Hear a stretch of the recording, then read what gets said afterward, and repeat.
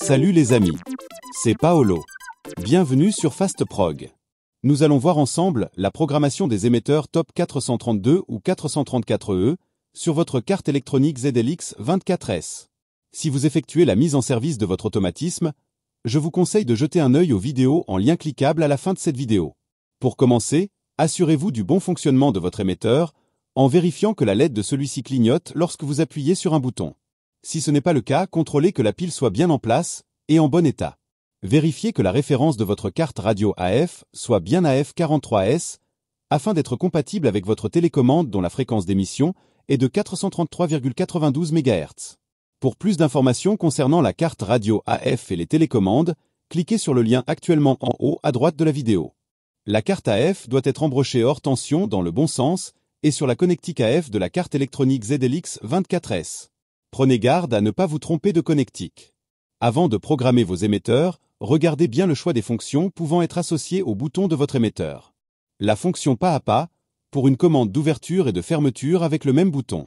La fonction séquentielle, pour une commande d'ouverture, de fermeture et de stop avec le même bouton. Cette fonction est la plus souvent utilisée. La fonction ouverture, pour une commande d'ouverture de votre portail uniquement. Vous ne pourrez pas le refermer avec ce même bouton.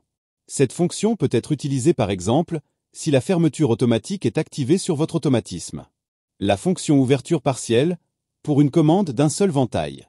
La fonction B1-B2 pour l'activation de la sortie contact aux bornes B1-B2 de votre carte ZLX 24S. Une fois votre télécommande associée à cette fonction, il sera possible de choisir entre la fonction monostable ou bistable en vous rendant dans le menu fonction de la programmation, puis dans sortie B1-B2. Cette fonction permet par exemple la commande d'un projecteur avec une touche de votre télécommande.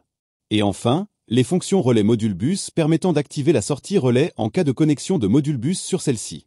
Maintenant que vous savez tout, appuyez sur la touche entrée de la carte ZLX 24S jusqu'à ce que configuration apparaisse sur l'écran. Ensuite, appuyez sur la flèche de droite jusqu'à atteindre le menu gestion utilisateur. Appuyez entrée, nouvel utilisateur, apparaît. Appuyez de nouveau sur entrée. Sélectionnez à l'aide des flèches la fonction souhaitée. Puis, appuyez entrée.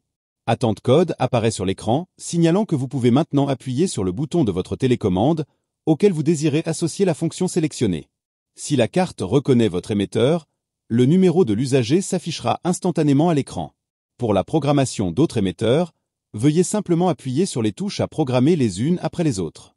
À la fin de la procédure, appuyez plusieurs fois sur la touche ESC pour sortir du mode programmation. Vous pouvez maintenant essayer vos émetteurs. Si vous avez effectué une mauvaise manipulation lors de la programmation et que vos boutons ne correspondent pas à la commande désirée, le plus simple est de supprimer les émetteurs de la mémoire et de les reprogrammer. Il est possible de supprimer uniquement les touches désirées ou de supprimer toutes les télécommandes en une fois. Afin de supprimer qu'une touche, appuyez sur la touche Entrée jusqu'à ce que Configuration apparaisse sur l'écran. Ensuite, appuyez sur la flèche de droite jusqu'à atteindre le menu Gestion utilisateur. Appuyez Entrée.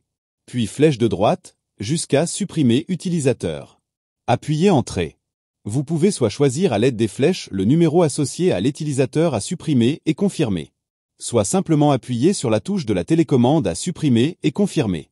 Si vous préférez supprimer toutes les télécommandes, appuyez sur la touche Entrée jusqu'à ce que Configuration apparaisse sur l'écran. Ensuite, appuyez sur la flèche de droite jusqu'à atteindre le menu Gestion utilisateur. Appuyez Entrée. Puis flèche de droite jusqu'à Supprimer tout. Appuyez Entrée. Sélectionnez Confirmer oui, puis Entrée pour valider. Il ne vous reste plus qu'à retourner dans la fonction Nouvel utilisateur afin de reprogrammer vos émetteurs. Et n'oubliez pas de sortir du menu de programmation avant d'essayer vos émetteurs. Et si à la fin tout va bien, alors parfait. Si cette vidéo vous a permis d'être plus rapide et efficace, continuons à travailler ensemble. Faites-moi part de vos remarques ou suggestions et n'hésitez pas à vous abonner afin de découvrir le monde facile de FastProg et être notifié des nouvelles vidéos fréquemment mises en ligne. Pour la mise en service de votre automatisme, l'activation des dispositifs de sécurité ou l'accès direct à la chaîne, cliquez sur le lien qui vous intéresse. Arrivederci. Alla prossima.